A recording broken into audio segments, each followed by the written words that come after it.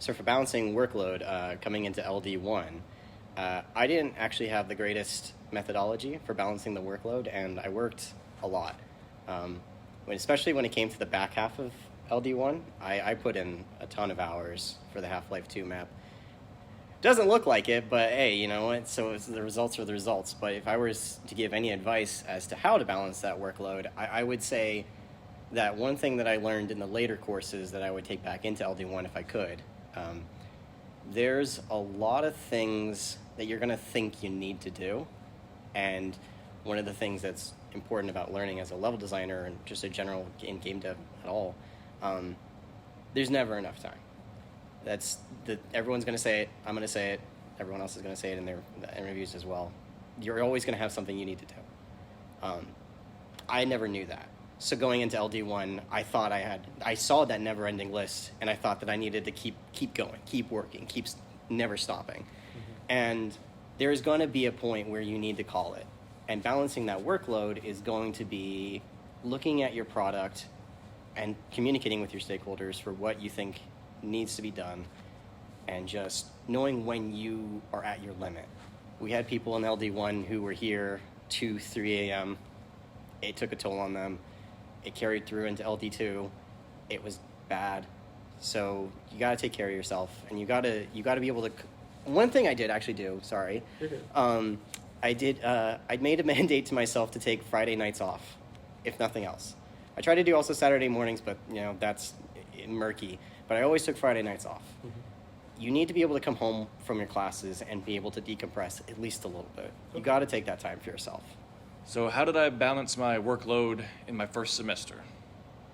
I kind of didn't at the first part of the semester. I started things late and I didn't really get the ball rolling.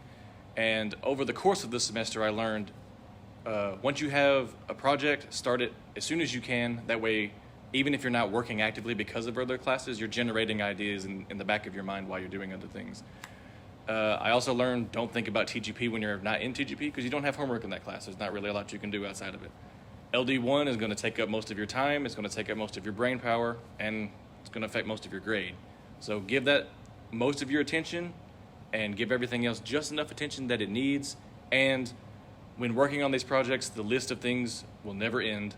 So have a point to where you can tell yourself, this is good enough and I can live with it. And that'll get you by. No need to achieve perfection. So for balancing workload for multiple classes, obviously the LD classes are going to be the ones that you have the most work for, and so that's going to require the most effort into balancing it with everything else. But the thing that I found that works the best is try to find a way to break your tasks down as small as possible. Because when you have 7 or 8 massive daunting tasks for the week, it's really hard to start that because it's going to take 5 or 6 hours, and then you have to block out 5 or 6 hours. But if you can break it down into 30 tasks that are going to take 15 minutes each, then at lunch you can take care of one of them, or just sometime throughout the day and just work on it bit by bit more. And so you have a less of a massive chunk of time you have to block out, and you can start chipping away at it more over time and be able to have less once you actually get to the weekend. But also the weekend is very much a time for catching up and finishing up all your things. For me, balancing workload, I think a big part of it was getting everything to like an 80% acceptance rate, and then after that it's kind of just like whatever I want to do for it because I have to move on to the next thing. Yeah, I definitely did one. I can't work on more than one thing in a day usually unless I have to. Usually I have a plan for the day of I'm going to do this in the morning and then do this class's homework tonight, and then anything beyond that is me getting ahead usually. So just one thing at a time. Yeah, so balancing the workload for multiple classes at Guildhall, specifically for a level designer, can be a little challenging at times because you have this big level design class that you go to 3 times a week, and then you have all your other smaller classes in between, including TGP1.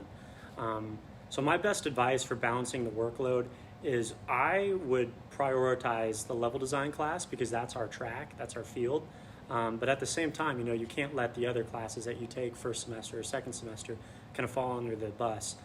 So if you have a really important deadline coming up for level design 1, make sure that's a priority for you. And a big part of it too is just communicating with not just your professors, but your peers.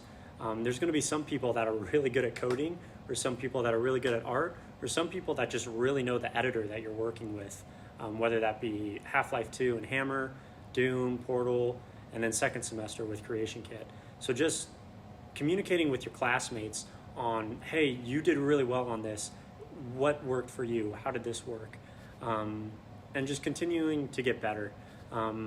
It's kind of a process to learn how to balance different classes, but once you get going with it, and once you kind of get your feet in the water, so to speak, in Guildhall, it gets easier as time gets on, and you're much better about balancing stuff.